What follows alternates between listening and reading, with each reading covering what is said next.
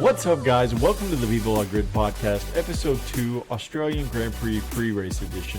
I'm your co-host, Austin Dignan. And I'm Sasha Zavala. And it's race week, baby. We finally made it back. We are back, and it's a brand new season of Formula One. It's a brand new season. All the Formula One fans can rejoice. All the sports fans can rejoice. We had the NFL, but that's come and gone. I'm just glad you don't have to watch football for the next few months. I'm just glad I don't have to watch the Philadelphia Eagles anymore for a while. Yeah, me too. Yeah, I think Maddie is as well, with as much as she got scared every time I was yelling at the TV. Yeah, she's a little scared of you whenever there's football on the TV. I'm kind of scared of myself sometimes, but... You're not yourself. No, it's like a Jekyll and Hyde thing. Yeah. But the NFL went, the Olympics came, and that was incredible. I wish it lasted a little bit longer. Yeah, we actually missed them. I think the whole idea of just actually you coming back from work and sitting down to just relax for the evening and watch the sports, it was just kind of like amazing. And it was actually sports that you could enjoy. Yes, well, of course, we had figure skating there, and I think you really enjoyed it. I'm shocked with how much I enjoyed watching that. You're living and dying with every jump. Half the time, you don't know why one jump's good or one jump's bad. Yeah, which is insane. Honestly, there were so many technicalities behind just one specific jump, to the point that we're like, oh my gosh, that was so perfect. And then, psyched, it's red. Yeah, but our girls really showed up. Alyssa Liu, Amber Glenn, the local. Yeah, or Texas girl.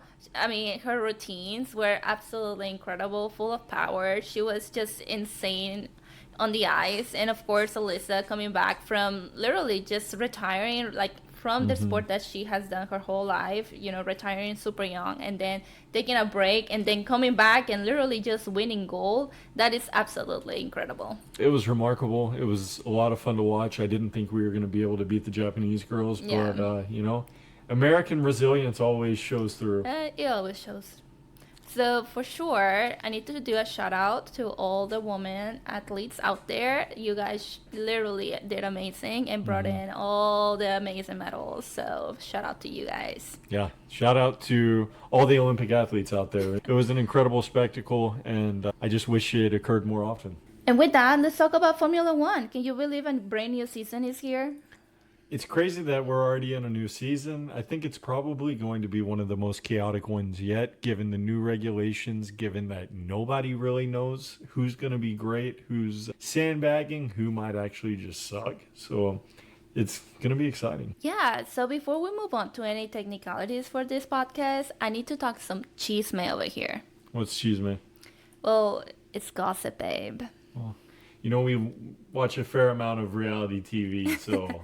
That's what keeps the world going. So the chisme of the week for this specific week is a big one because we have Charles Leclerc as a married man. He's a married man. I think this is going to propel him to new heights in the Ferrari car. That's the expectation. I mean, what do people say whenever they get married? You're supposed to be happy in your best, time. So hopefully this season for him really becomes a really great one for him. It's funny, I think that Leclerc and Lewis Hamilton are going on different ends of the spectrum here.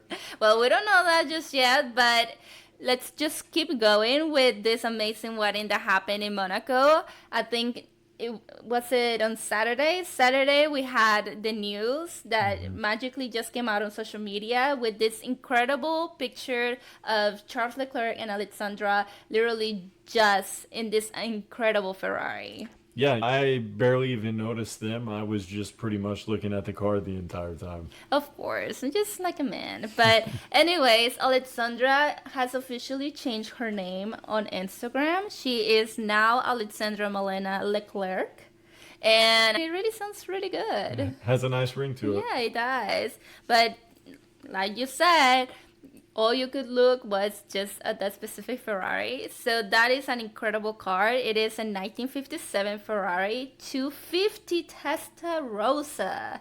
And it is valued at millions of dollars. Yeah, I think they said it could go anywhere from 11 million to 40 million in valuation, and that, there were only 33 ever made? Yes, it's, obviously a Ferrari relic at this point, and it just made those pictures look incredible. Yeah, one of the perks of being a Formula One driver for Ferrari. Love story, baby. But Another thing to notice about this specific wedding is the special guest. Yeah, I think I saw a picture of a little four-legged friend hanging out in the Yes, Leo background. was present, and oh my gosh, that dog is literally the most precious thing ever. I love seeing him literally every weekend. Throughout the whole wedding, he just made his presence, and even he had his own little tuxedo, and it was really cute.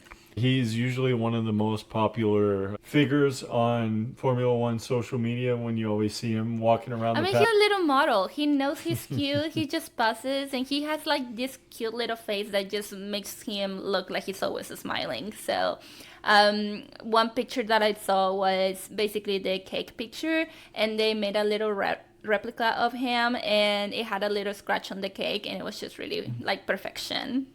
So who do you think is going to be shown more this season? Leo or Kim Kardashian? Well, Leo has attended more races than Kim Kardashian, honestly. So until I actually see Kim Kardashian at the paddock, I'm gonna say Leo 100%. Let's hope so.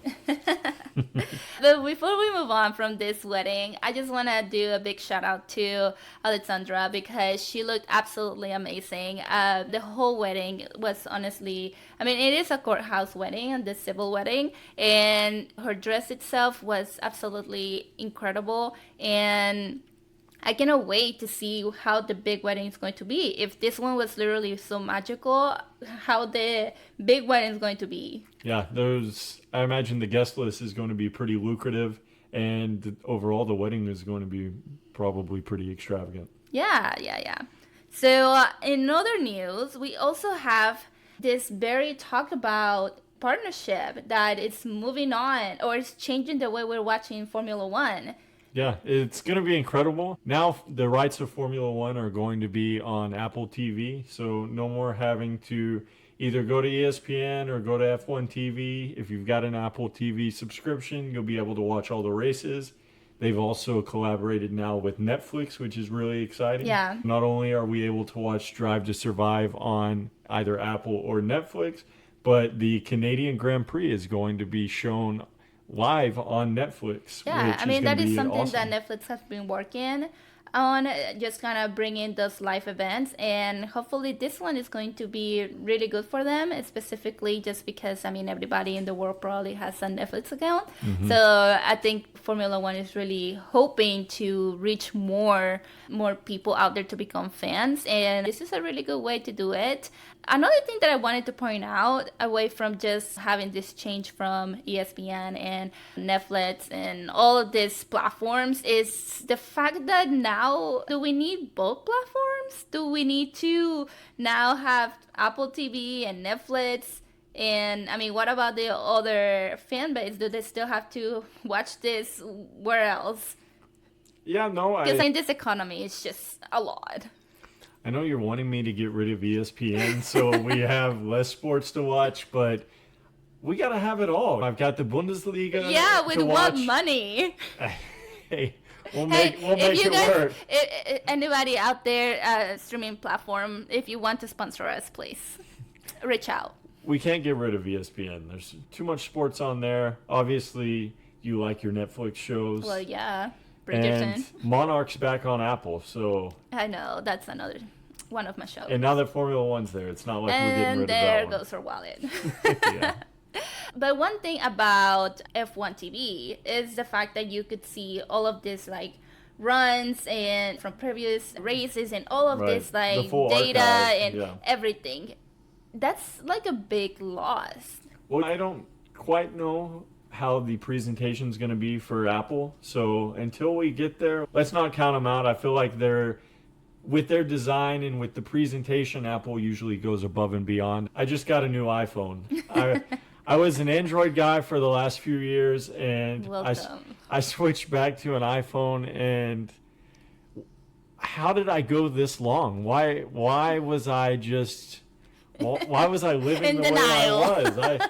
I thought my Samsung was so great, and just for the And 2 then weeks he now, gets the iPhone back, and he's like, one day in, he's like, yeah, I love this phone. it's incredible. Apple goes above and beyond. So I expect the Formula One broadcast to be to be amazing. But Well, they are putting a lot of effort. They brought us the F1 movie, and that's completely different too. But one thing that they are absolutely doing away from just hosting all the races is they're bringing F1 to the movie theater, to IMAX. yeah, that is going to be incredible. You talk about growing the sport in the United States, and obviously there's been a huge buzz in the US with F1. It's just grown exponentially over the last few years.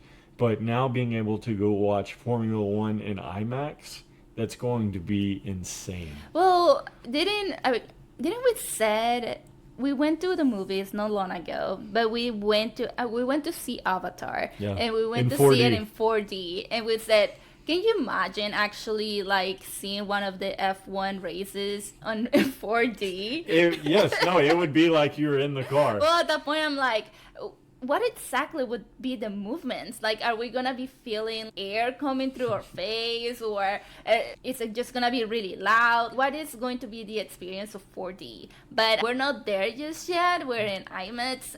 Regardless, that's going to be pretty cool just to say, hey, you want to go to the movies to watch, what is it? Let's say, which ones are actually part of the partnership? Yeah, so it's going to be the Miami Grand Prix. Okay, so we have the Monaco Grand Prix in IMAX. And How cool is that's that? usually around my birthday. Do you want to go to the movies on your birthday? That'd be pretty sweet. So we have the Miami, the Monaco, Silverstone, Monza, and the Austin Grand Prix. There you go. So if we don't end up going to Circuit of the Americas and actually watching the race, we can go I watch mean, it we on have Max. options at this point.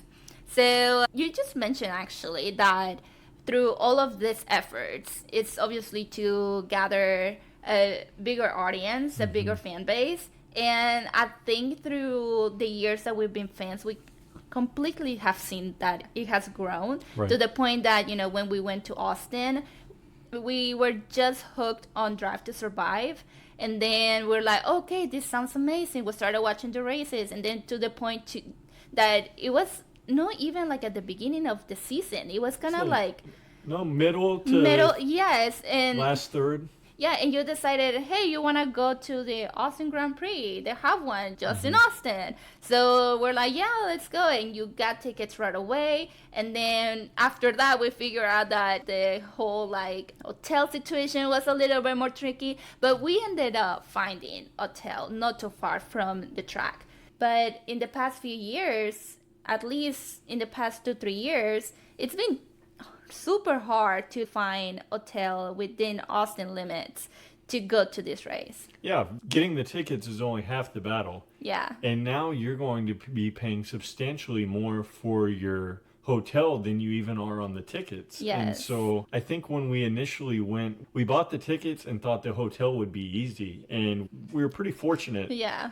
But now it's a lot more planning, a lot more logistical thought that goes into everything. And we're open to the idea of definitely going and watching Formula One this but season. I mean, obviously with all this growth, of course, price tag has also gone up. Yeah, So it raises in correlation. Yeah, so away, if you really want to go, either you decide if you want to do a special package or if you want to just do general admission. But regardless, you're still going to be spending on your stay, in your logistics, in your food, because food is it's not super cheap.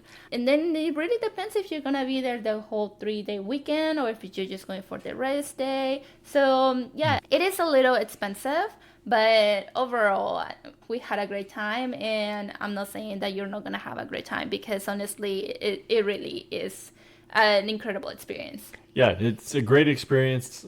I think we've mentioned in the past that it really feels like a festival. You're there multiple days, you're at the track all day, there's music playing, people are having a great time. Yeah. And so it's definitely a wonderful experience. As far as the actual race viewing though, obviously you do miss out on certain things when you're not in front of your TV, but overall, incredible experience, and I always recommend it. Yeah, so hopefully we get a chance to go to another one this year. Yeah. We don't know yet where, but hopefully. So we'll keep you updated. So now that the gossip's out of the way, let's get into a little bit of the news as we get closer to race day. Yeah. I think some of the main talking points heading into this first Grand Prix is that some teams are still struggling with the weight of their cars being overweight, and Aston Martin seems to be struggling with just about everything. Currently, the rumor in the paddock is that Aston Martin is I thought we were done with gossip. okay. This is still under the chisme section, I guess. But the rumor in the paddock is that not only is Aston Martin struggling with Honda and their power unit, but they're also struggling with the design of the car to the point where it's vibrating so much that Fernando Alonso said he didn't even think he'd be able to finish 25 laps in this race. Oh wow! And Didn't you said that somebody said that they might not potentially actually yeah, be on the track that this they may not upcoming? even be able to finish but a handful of laps before having to retire the Oh car. wow! So the general theme with Aston Martin is that they're going to do the minimum number of practice laps, and probably both of them are going to end up being DNFs in the actual race. Adrian Newey even came out and said he didn't think that the car was capable of even finishing the race. So Aston Martin, my preseason prediction was that Aston Martin was going to finish last this year and that they were going to have a handful of problems, but I mainly thought that stemmed from the power unit. But right now it seems like everything is going wrong that can go wrong with Aston Martin. Might as well be Murphy's Law here. Oh my gosh, that's terrible. Yeah, it's bad, and as much as I like Adrian Newey, it's not a great start to his leadership with Yeah. Aston Martin, Yeah. especially when he's already got to deal with Lance Stroll. So that's a little bit of the drama. Another thing is that the Williams car is overweight. I don't think it's as bad as everybody thought it was, but they're still struggling. So I don't think they really know just how What good do they're you going to be. mean by overweight? Basically, Williams needs a little Ozempic. Oh my gosh. I said it. I mean, the cars are already, they're supposed to be smaller already. So the cars are smaller, but I think they have to be confined now to 768 kilogram max. Okay. And right now it seems like several teams are having a hard time adjusting to that. So And is that because of what, like the power? Is it the gas? Well, Like, what is making it overweight? I imagine the materials they use, obviously, depending on the paint, there's a lot that goes into it with the design. And so now it's trying to figure out how to streamline everything into a tidy enough package where you're still going to be fast. Wow. So you're telling me that not only Williams needs to go on a Sempak, but basically the whole driver lineup need to go on a diet. I don't know about that. Obviously, Wait, not does the car only have to be a certain amount of weight yeah, without the driver? without the driver, but obviously a heavy driver's not helping that. Right. So yeah, they have to go on a diet. yeah, thankfully I don't think there's too many just fat guys on the grid. I don't think you can, but they'll fit, honestly. This isn't NASCAR. But anyway, that seems to be the main takeaways. I know another piece of news is that qualifying now in Q3. So if you make it out of Q2 and you're into the final bit in Q3 in qualifying, it is going to be 13 minutes instead of 12 minutes. So Okay, so 1 extra minute. So that 1 extra minute should help maybe fine-tune the strategy going into that last run. But Okay. other than that, that's kind of it. Now, I almost did get duped at one point today on Twitter. Oh, social media. Don't you love it? And you know how Twitter is. You never know. That's the worst. And it's not even Twitter no more. You know what X. You know what X is. Unfortunately, it's the only real social media platform that I'm on a lot. And nowadays, it's so hard to differentiate between what's real and what's fake. And that happened to me. I was just scrolling today at lunch, and I came across this little piece of what I thought was news that said that Pirelli was going to be basically ditching the color markings on the tires. And it was all of them were going to be So they were all gonna be black. they're all going to be the same, yeah. And then I got to thinking in my head, how is this even possible? Ferrari screws up enough as it is. Like, we finally get a great car, and then we can't figure out what Which tires tires we're to putting put on in. the car. I shortly realized that it was just a load of BS, and then I felt pretty dumb afterwards. But that was a little bit of news that wasn't news at all, thankfully. Fake news, guys. Fake news. It was fake news, but now that we've kind of discussed the gossip, kind of discussed a little bit of the news heading into this race week, let's give a little background on the first race of the season in Albert Park in Australia. Yeah, one thing about that track is that it is a hybrid. So that means that it's kind of like a half park and half, a little bit of street. street, just because it is actually in an actual park. So there is literally a lake in the middle of the whole track. You got to worry about hitting animals every once in a while, which is they crazy. Have. Apparently, they have hit some seagulls before. It's always sad, too, when they always show it on the replay, and they're going so fast. So I remember one time when they actually did hit one of the birds, it's like it exploded. I mean, have we seen birds? We've seen, squirrels? We've seen there's some whatever, kind of the rodent. lizard? Yeah. I think that was in Singapore, maybe, wasn't Probably. it? But, so these critters. Not only do they have to worry about actually driving on the track and hitting the apex, but they got to worry about not hitting animals as well, which is that's insane. Which is crazy. But basically, the circuit is a little over 3.2 miles, so 5.27 kilometers for those who are everywhere else in the world but the United States.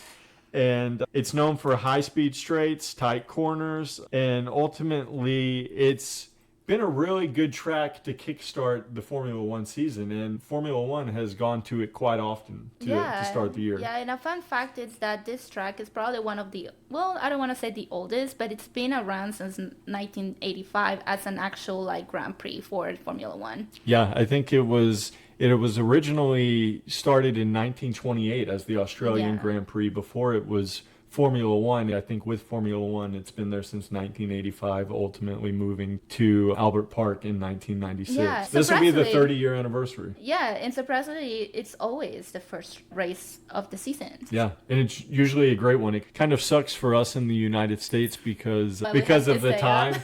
We got to drink a little more coffee or Red Bull to it's keep okay. up. It's during the weekend, so it's not that terrible. It makes our Sundays pretty good, though. Yeah, it does. The track should be very entertaining. It's a great way to kick off the season. And I think with that said, let's get into some predictions. All right. Who do we think is going to qualify on pole, second, and third?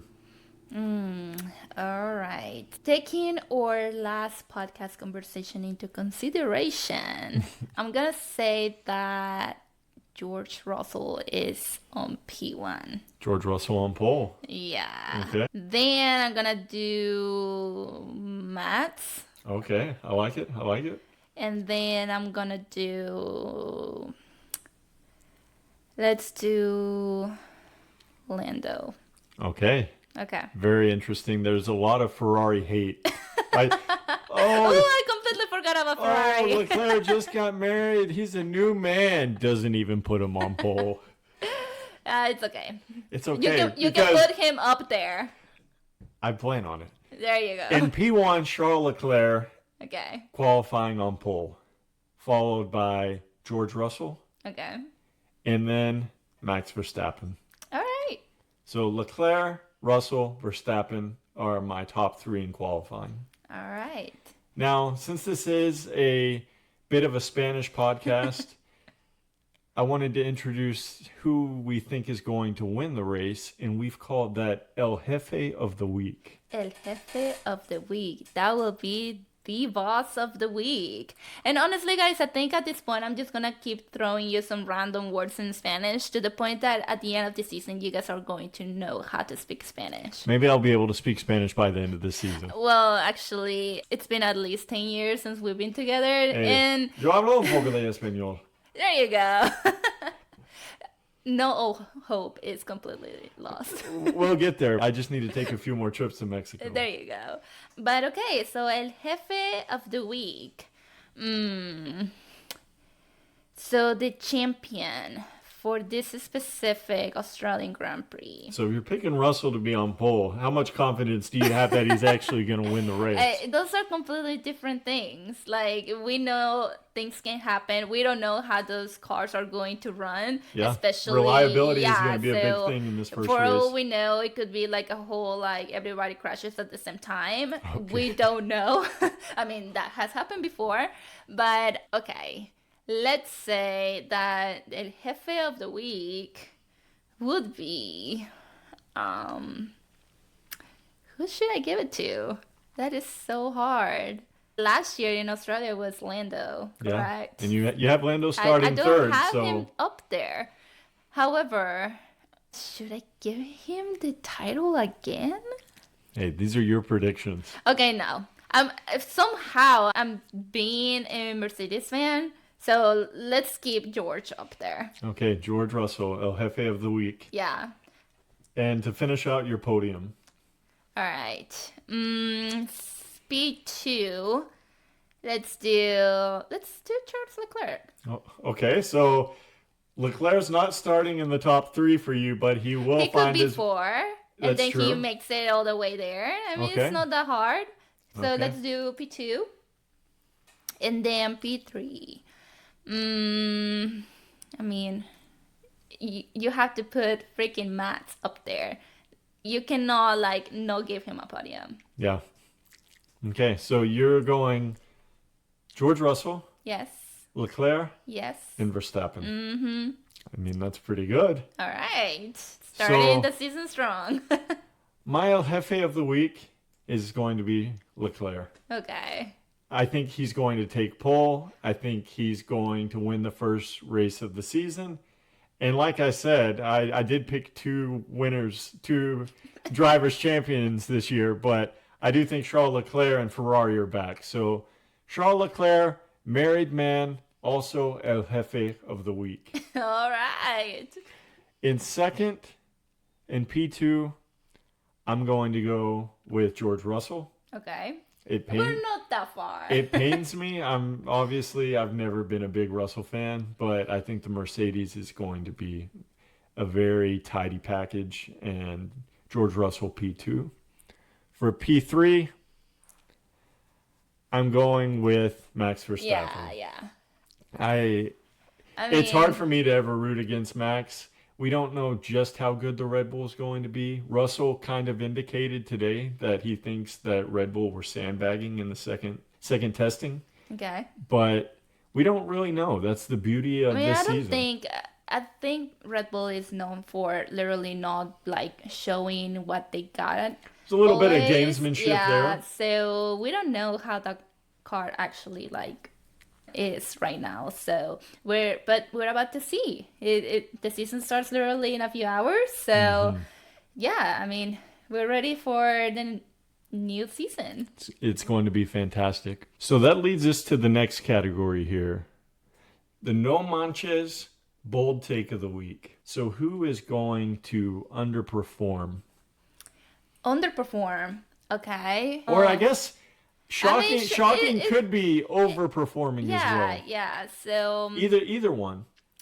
So I kind of want this to be. I'm gonna mention it.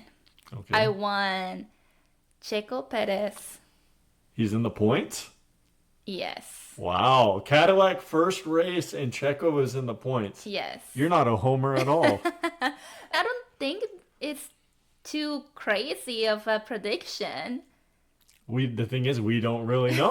We don't know anything. We're just making things up over here. And we've never seen the cars. Yeah. Cadillac, obviously, it's a new car. They've got the Ferrari power unit, but we don't really know how great the Cadillac's going to be. I know that they are bringing an upgrade already. So Okay, they could be better than expected, but that is It will be great. pick. It will be great if he comes back to Formula One and in a brand new car, brand new team that honestly has no business honestly until this year with Formula One, and if he actually gets there and gets some points for the team right away, that will be really crazy. Yeah, that would be a shocker. I think so. So I think mine, I'm not going to take the low-hanging fruit. Obviously, it's not going to be a shocker if Aston Martin has a double DNF. But Double. That's insane. I think that's going to happen. I don't think that's going to be a shocker, so I can't really pick that one. I think I'm going to go with Isaac Hadjar finishes in the top 6. Okay. Now, is that under or underperforming? I think overperforming. Overperforming? Yeah, if you think about it, the Ferrari of Lewis Hamilton and Charles Leclerc, both probably in the top 6. You've got Max, Okay. George Russell, I mean, Oscar Piastri has to be up there Piastri. too. Yeah. So I think Hadjar in the top 6. It's actually a good. I think it's probably right at the cusp of where he could finish. Yeah. So maybe that's not too much of a shocker. Maybe I should actually go something. Yeah, because Maybe I should do something different. So in that case, I was flirting with this idea that there are going to be 2 teams who have both of their drivers not finish. Okay. So I'm not going to say who. Obviously, I think. What type of prediction is that? Obviously, I think Aston Martin. I don't think either Okay. driver's going to finish, but I think from a Away from Aston From Martin. a reliability standpoint, I think it's going to be so unpredictable. I don't know, maybe Audi, maybe Williams. They haven't ran their car too much. I think they were one of the teams that did the fewest amount of laps. Okay. So I think there are going to be multiple teams that do not finish the race. Wow. Yeah, so that is my No Manches way shocking performance of the race, and I think that's going to wrap up this second episode. All right. So we're going with a No Manches way to finish this episode.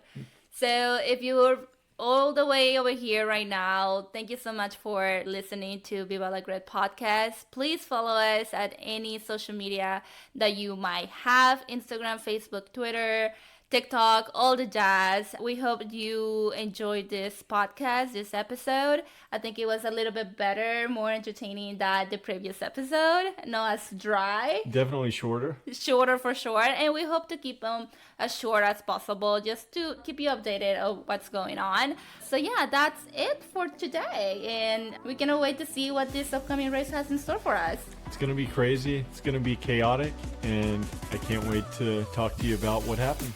Yeah, so see ya in the next race. All right. See you guys. Bye.